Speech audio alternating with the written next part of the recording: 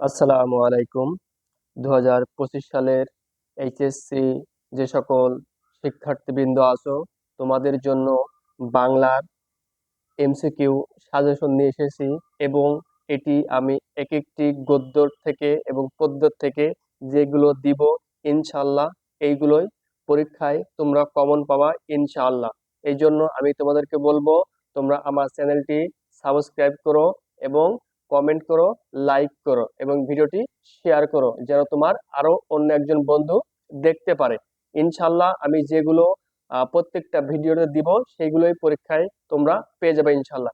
আসো খেয়াল করো এবং যে আমি আজ বাংলা প্রথম পত্র আমি কিংবদন্তির কথা বলছি, এই গল্প থেকে যে কয়টি প্রশ্ন আসার মতো এবং পরীক্ষায় থাকবে ইনশাল্লাহ আশা করা যায়, এই জন্যই তোমাদের সামনে এই ভিডিওটি নিয়ে হাজির হয়েছে। খেয়াল করো যে 1 নম্বরে নিচের উদ্দীপকের আলোকে পরবর্তী দুটি প্রশ্নের উত্তর দাও। এখানে উদ্দীপক দেওয়া রয়েছে, কি দেওয়া রয়েছে? উদ্দীপক দেওয়া রয়েছে।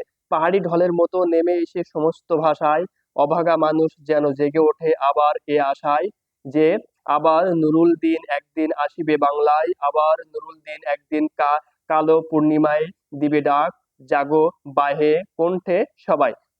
এই 1 নম্বর প্রশ্নে কি বলছে খেয়াল করো। আবার নুরুল দিন একদিন আসিবে বাংলায় পংক্তিটিতে আমি কিংবদন্তির কথা বলছি কবিতার সাদৃশ্যপূর্ণ চেতনা হলো কোনটি কোনটি? নবজাগরণ, সংগ্রামশীলতা, ইতিহাস, মনস্কতা। এই তিনটি অ্যান্সার হবে, তিনটি অ্যান্সার। এরপর 2 নম্বরে আসো। 2 নম্বরে কি বলছে? উদ্দীপকে প্রতিফলিত চেতনা ব্যক্ত হয়েছে নিচের কোন চরণে? রক্ত জবার মতো প্রতিরোধের উচ্চারণ কবিতা এটি হয়েছে। এরপর আসো 3 নম্বরে আমি কিংবদন্তির কথা বলছি কবিতাটি কোন ছন্দে রচিত? এটা গদ্য ছন্দে রচিত। তাহলে আমি কিংবদন্তির কথা বলছি কবিতাটি কোন ছন্দে রচিত? গদ্য ছন্দে রচিত। আমি কিংবদন্তির কথা বলছি কবিতাটিতে যে দিকটি উচ্চারিত হয়েছে সর্বাঙ্গীন মুক্তির দীপ্ত শপথ। 5 নম্বরে আসো। আমি কিংবদন্তির কথা বলছি কবিতায় কবির অনুরাগ ছুঁয়ে গেছে সংস্কৃতিতে। কিসে? সংস্কৃতিতে। এরপরে আসো 6 নম্বর আমি কিংবদন্তির কথা বলছি কবিতায় সূর্যকে হৃৎপিণ্ডে ধরে রাখা বলতে হৃদয়ে সূর্যের কি ধারণ করা বোঝানো হয়েছে? শক্তি। কি এটা? শক্তি। এরপরে আসো 7 নম্বর আমি কিংবদন্তির কথা বলছি কবিতায় ভালোবাসা দিলে কে মরে যায়? মা মরে যায়। ভালোবাসা দিলে কে মরে যায়? ভালোবাসা দিলে মা মরে যায়। এরপর আসো 8 নম্বরে। 8 নম্বর কি বলছে? আমি কিংবদন্তির কথা বলছি কবিতায় কোন শব্দ বন্ধ মুক্তির প্রতীক হয়ে উপস্থাপিত হয়েছে? কবিতা। আমি কিংবদন্তির কথা বলছি কবিতায় সূর্যকে হৃৎপিণ্ডে ধরে রাখার মাধ্যমে কোন চেতনা প্রকাশ পায়? স্বাধীনতার চেতনা প্রকাশ পায়। আমি কিংবদন্তির কথা বলছি কবিতায় যে কবিতা শুনতে জানে না সে কি শুনবে? ঝড়ের আর্তনাদ শুনবে। কি শুনবে? ঝড়ের আর্তনাদ। 11 নম্বর আসো। আমি কিংবদন্তির কথা বলছি কবিতায় কবি বলে গেছেন উচ্চারিত সত্যের মতো স্বপ্নের কথা বলে গেছেন এবং উজ্জ্বল জানালার কথা বলে গেছেন। তাহলে 1 আর 3 উত্তর, বি নম্বরটাই উত্তর এটির। এরপর আসো 12 নম্বর। কবির মতে কর্ষিত জমির প্রতিটি শস্যদানা কি? কবিতা। কবিতা। 13 নম্বর একটি উজ্জ্বল জানালার কথা বলছি এখানে উজ্জ্বল জানালা কিসের প্রতীক? এটা মুক্ত জীবনের প্রত্যাশা। এটা কিসের প্রতীক? মুক্ত জীবনের প্রত্যাশা। সূর্যকে হৃৎপিণ্ডে ধরে রাখার অর্থ হলো মুক্তির অনিবার্যতা, সর্বশক্তিকে ধারণ, সামর্থ্য অর্জন। তিনটেই অ্যান্সার হবে। এই গেল 14 নম্বর। এরপর আসো 15 নম্বরে। 15 নম্বরে কি বলছে? আমি কিংবদন্তির কথা বলছি কবিতায় মুক্তির পূর্ব শর্ত কি? যুদ্ধ। যুদ্ধ। এরপরে জিহ্বায় উচ্চারিত কেমন শব্দ কবিতা? সত্য। সত্য। যে কবিতা শুনতে জানে না সে মায়ের কোলে শুয়ে কি শুনতে পারে না?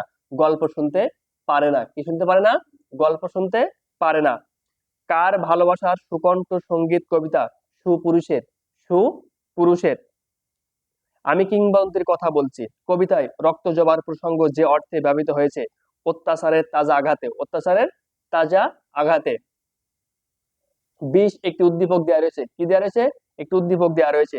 উদ্দীপকটি আহ পড়ে নাও। কাটাহেরি ক্ষান্ত কেন কমল তুলিতে, দুঃখ বিনা সুখ লাভ হয় কি মোহিতে। উদ্দীপকটি আমি কিংবদন্তির কথা বলছি কবিতার কোন চরণকে সমর্থন করেছে? সশস্ত্র সুন্দরের অনিবার্য অভ্যুত্থান কবিতা। 20 নম্বরে উদ্দীপকে আমি কিংবদন্তির কথা বলছি কবিতার যে বিষয় প্রকাশিত হয়েছে, এখানে ত্যাগ স্বীকার আর ফল ভোগ এই দুইটি প্রকাশিত হয়েছে, তাহলে 1 আর 2 অ্যান্সার। এরপরে আসো 22 নম্বরে। 22 নম্বরে কি বলছে, আমি কিংবদন্তির কথা বলছি কবিতায় কবির পূর্বপুরুষের পিঠে কিসের মতো ক্ষত ছিল, রক্ত জবার মতো ক্ষত ছিল। নিচের একটা উদ্দীপক দেওয়া আছে, সেই উদ্দীপকটি পড়ো। বাংলার মানুষ বারবার অত্যাচারিত হয়েছে ঠিকই, কিন্তু প্রতিবারই শোষক শ্রেণীর বিরুদ্ধে রুখে দাঁড়িয়েছে, এভাবে সে নির্মাণ করেছে তার গৌরবোজ্জ্বল জীবন গাথা। উদ্দীপকটি তোমার পাঠ্য কোন কবিতার সঙ্গে সাদৃশ্যপূর্ণ? আমি কিংবদন্তির কথা বলছি। উদ্দীপক এবং উক্ত সাদৃশ্যপূর্ণ কবিতার উপজীব্য বিষয় হচ্ছে ইতিহাস, ঐতিহ্য, সংগ্রাম। 3টি অ্যান্সার, তাহলে ডি নম্বর উত্তর। আমি কিংবদন্তির কথা বলছি কবিতায় যে গাভীর পরিচর্যা করে জননীর আশীর্বাদ তাকে কি করে, দীর্ঘায়ু করে। 26 নম্বর, আমি কিংবদন্তির কথা বলছি কবিতা অনুসারে কিভাবে যুদ্ধ আসে, ভালোবেসে যুদ্ধ আসে, কিভাবে ভালোবেসে যুদ্ধ আসে। গর্ভবতী বোনের মৃত্যুর কথা বলছি আমি কিংবদন্তির কথা বলছি কবিতার এই পংক্তিটিতে কবিকণ্ঠের যে সুর পাওয়া যায় তা হলো আর্তনাদ এবং বিদ্রোহ। 1 এবং 3 উত্তর, বি নম্বর। এরপরে আসো, ভাষা আন্দোলন ও মুক্তিযুদ্ধ কোন কবির কবিতায় বিষয় হিসেবে বিশেষ প্রাধান্য পেয়েছে? আবু জাফর ওবায়দুল্লাহর আমি কিংবদন্তির গল্পের ফুটে উঠেছে এটি। এরপরে আসো 29 নম্বর। কত নম্বর? 29 নম্বর। 29 নম্বর কি বলছে, কোন পংক্তিটি চিত্রকল্প বা ইমেজ এর প্রকৃষ্ট উদাহরণ? কর্ষিত জমির প্রতিটি শস্যদানা কবিতা। 30 নম্বর, কিংবদন্তি শব্দের অর্থ কি? কিংবদন্তি শব্দের অর্থ জনশ্রুতি। কিংবদন্তি শব্দের অর্থ জনশ্রুতি। এখানে একটি উদ্দীপক দেখতে পাচ্ছ, যে কবি কবে কে মোরে ঘটকালি করি শবদে শবদে বিয়া দেয় যেই জন। উদ্দীপকে বর্ণিত বিষয়ের সঙ্গে আমি কিংবদন্তির কথা বলছি কবিতায় নিমিত্ত সাদৃশ্যপূর্ণ পংক্তিটি কোনটি? আমি কবি এবং কবিতার কথা বলছি। এরপরে 32 নম্বর, আমি কিংবদন্তির কথা বলছি কবিতায় উল্লিখিত কবির কাজ উদ্দীপকের কবির তুলনায় ভিন্নতর, নিচের কোনটিতে আর তা প্রকাশ পেয়েছে? কবি অনিবার্য অভ্যুত্থানের কথা বলেন। কবি অনিবার্য অভ্যুত্থানের কথা বলেন। আমি কিংবদন্তির কথা বলছি কবিতায় কোন শব্দটি ঐতিহ্যের প্রতীক হয়ে উঠেছে? কিংবদন্তি। কিংবদন্তি। চাষি খেতে চালাইছে হাল, তাঁতি বসে তাঁত বনে জেলে ফেলে জাল। উদ্দীপকটিতে আমি কিংবদন্তির কথা বলছি কবিতার যে চরণের মিল রয়েছে, পতিত জমি আবাদের কথা বলতেন। পতিত জমি আবাদের কথা বলতেন এটি। এরপর আসো 35 নম্বর কি বলছে, আমি কিংবদন্তির কথা বলছি কবিতায় কবি কেন তার পূর্বপুরুষের কথা বলেছেন? গৌরবোজ্জ্বল ইতিহাস রয়েছে বলে। আমি কিংবদন্তির কথা বলছি কবিতায় কবি কার যুদ্ধের কথা বলেছেন? ভাইয়ের যুদ্ধের কথা বলেছেন। আমি কিংবদন্তির কথা বলছি কবিতায় জননীর আশীর্বাদ কাকে দীর্ঘায়ু করবে? যে গাভীর পরিচর্যা করে, যে গাভীর পরিচর্যা করে। আমি কিংবদন্তির কথা বলছি কবিতায় কবির মা কিসের কথা বলতেন? নদীর কথা বলতেন। কবির মা কিসের কথা বলতেন? নদীর কথা বলতেন। এখানে একটা উদ্দীপক দেখতে পাচ্ছ, আমি জন্মেছি বাংলায় আমি বাংলায় কথা বলি, আমি বাংলার আলপথ দিয়ে হাজার বছর চলি, চলি পলি মাটি কোমলে আমার চলার চিহ্ন ফেলে, 13শত নদী সুধাই আমাকে কোথা থেকে তুমি এলে। কবিতাংশের বাংলার আলপথ এর সাথে আমি কিংবদন্তির কথা বলছি কবিতার সাদৃশ্যপূর্ণ ভাব কোনটি? ইতিহাস ও ঐতিহ্য। ইতিহাস ও ঐতিহ্য। 40 নম্বর আসো, উদ্দীপকে প্রতিফলিত চেতনা ব্যক্ত করা হয়েছে নিচের কোন চরণে?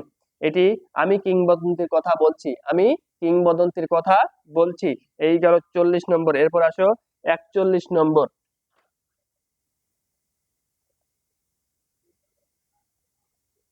41 নম্বরে, তার পিঠে রক্ত জবার মতো ক্ষত ছিল, এ চরণটিতে কার পিঠের ক্ষতকে নির্দেশ করা হয়েছে? কবির পূর্বপুরুষের। কবির পূর্বপুরুষের। এরপর একটা উদ্দীপক দিয়ে আছে, সুনীল গঙ্গোপাধ্যায়ের আমি সে ছোট্ট উপন্যাসটিতে বিধৃত হয়েছে মানব সভ্যতার আদিম ইতিহাস আর সভ্যতার অগ্রগতি। কিভাবে আদিম মানুষ সভ্য মানুষে পরিণত হয়েছে তারই প্রকাশ ঘটেছে উপন্যাসটিতে। উদ্দীপকের সাথে আমি কিংবদন্তির কথা বলছি কবিতার সাদৃশ্য রয়েছে ঐতিহ্য চেতনার, মুক্তির চেতনার, এই দুটির, তাহলে এ নম্বর উত্তর।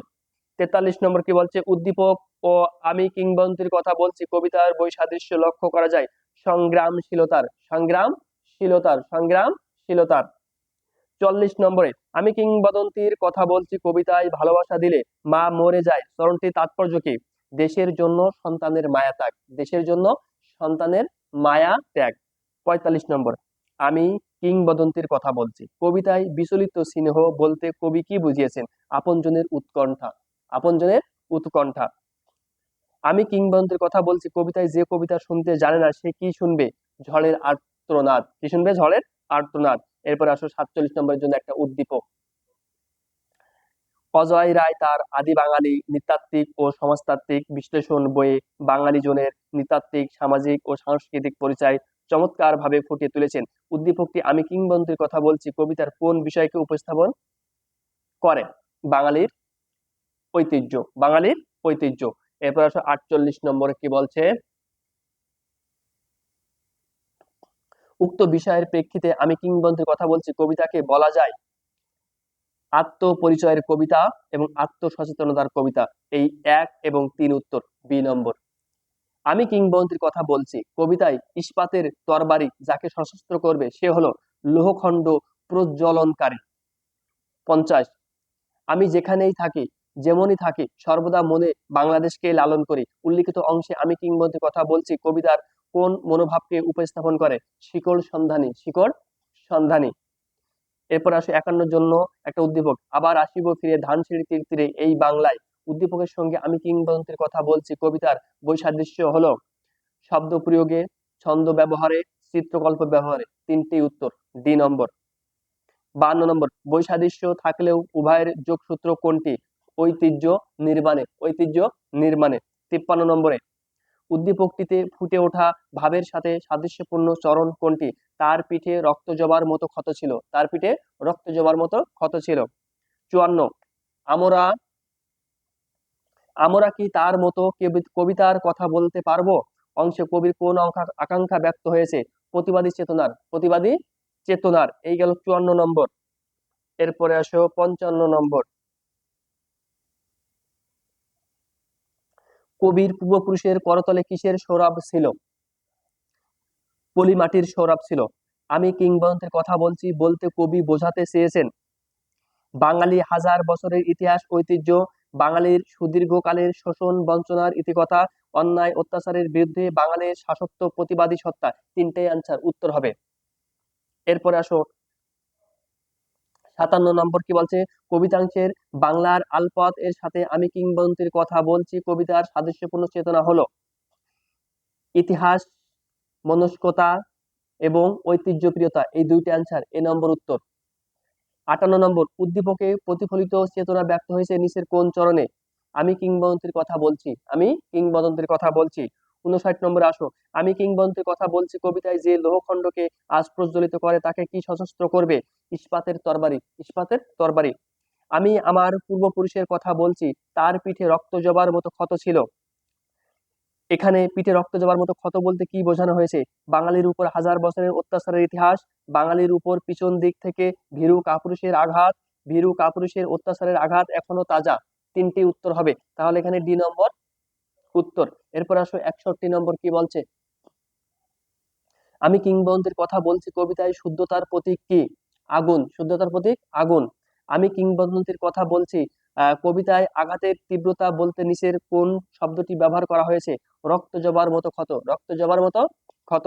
আমি আমার ভালোবাসার কথা বলছি এখানে কবির কোন অনুভূতি প্রকাশ পেয়েছে? এখানে কবির অন্তর্নিহিত আবেগ প্রকাশিত হয়েছে। এই গেল 63টি এমসিকিউ এর সমাধান। এইভাবে আমি আহ পর্ব 1, পর্ব 2, পর্ব 3 এভাবে বাংলায় প্রত্যেকটা গদ্য এবং পদ্যের নাটক উপন্যাসের ভিডিও আপলোড দিয়ে থাকবো। এই জন্য তোমরা আমার চ্যানেলটি সাবস্ক্রাইব করবা, তাহলে এই টিকের বাইরে থেকে তোমরা টিক থাকবে না। ইনশাল্লাহ তোমরা 30-এ 30টি টিকের অ্যান্সার করতে পারবা যদি আমার ভিডিওগুলো তোমরা দেখে থাকো শুরু থেকে শেষ পর্যন্ত এবং প্রত্যেকটা পর্ব।